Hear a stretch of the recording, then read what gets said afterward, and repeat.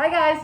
So what I need you to do is go to Google Classroom where I put everything for this week, and I need you to pull up this script. Okay, it says the assassination of Abraham Babe Lincoln, the very abridged version. You are going to be reading the lines of everyone.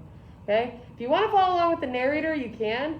But if you don't know when to say your lines, I have my trusty assistant here, Mr. Snow. It's good to see you. He's the other social studies teacher in the other class. Holy Toledo, narrator 1 is a really big spot. Okay, I got this. No, he's gonna struggle along with you. Okay, so you need to pull this up, and this is gonna be really fun. You get this like behind the scenes version because he wasn't in the room when I did this. So, okay, ready? Shall we begin? The assassination of Babe Lincoln. All right, go ahead, Seth. Our story begins in Washington, D.C. on April 14th, 1865. In a box high above the audience at Ford's Theater sits President Abraham Babe Lincoln, his wife, Mary Todd Lincoln, and their guest, Mary Henry Rathbone, and his fiancée, Clara Harris. They are all watching a play called Our American Cousin. We see the door open and a shadowy figure appears.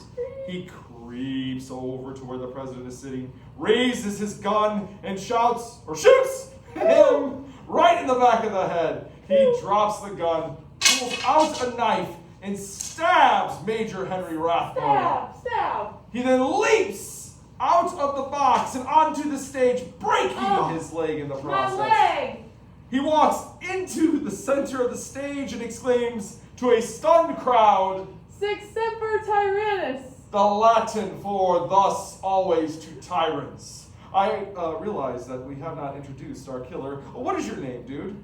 Oh, how impolite. My name is John Wilkes Booth. Nice to meet you. Back to our story. We see Booth escape from the back of the theater into the alley. He gets on a horse and takes off into the night. Yeah, horsey! Booth travels across the city on his horse before being stopped by a Navy Yard bridge. Guards begin to question him. Everyone. The bridge is closed. You cannot cross here. Oh yeah, I totally knew that. I just wanted to ride by the moonlight. That seems totally real and believable excuse. Go ahead and cross. Yes! Booth rides off into the night. Along the way, he meets up with his fellow assassin, David Harold, at 11:15 p.m. Hey, pal, how's it going? Nothing much, just a normal night.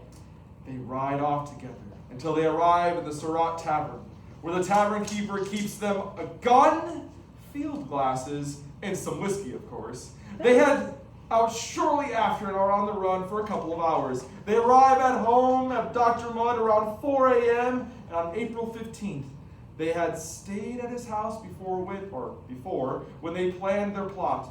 Okay. Mudd helps Booth with his leg. Hey, I think your leg might be broken. Oh, no way. Don't be rude. Here is a splint to help your leg. The two men take off on their horses. They reach the swamp and end up getting lost. They finally find their way out, only to realize they've only traveled a mile. Aw, nuts. The two men take off on their horses. Over the next couple days, they travel further south, hiding out with the help of many different people. At this point, the government has said that the death penalty will be enforced if anyone helps out these two criminals. Oh, shoot. Most of them are willing to risk it all for their hero. Other people I had to trick into helping me. 12 days have passed, and Booth and his partner have been caught. The two arrive at Garrett family farm, where they lie, saying that Booth is wounded, is a wounded Confederate soldier. Everyone. Oh, thank you. Sorry. That seems like a totally real and believable excuse. Yes! After a couple nights, the Garrett family starts to think something is up with these two guys. They're acting very weird, even hiding in the woods from time to time when they hear the Union troops going by. This is weird. You guys are weird. Like, go sleep in the barn instead. Rude, but okay. Around 2 a.m. on April 26, soldiers arrive at the farm looking for two men. They threaten to punish the family if they do not show them to Booth and his partner. Those two weirdos, they're in the barn. Let us go, please. The soldiers surround the barn, ordering Booth and Harold to surrender. Harold comes out and leaves Booth in the barn by himself. Alexa, play Traitor by Olivia Rodrigo.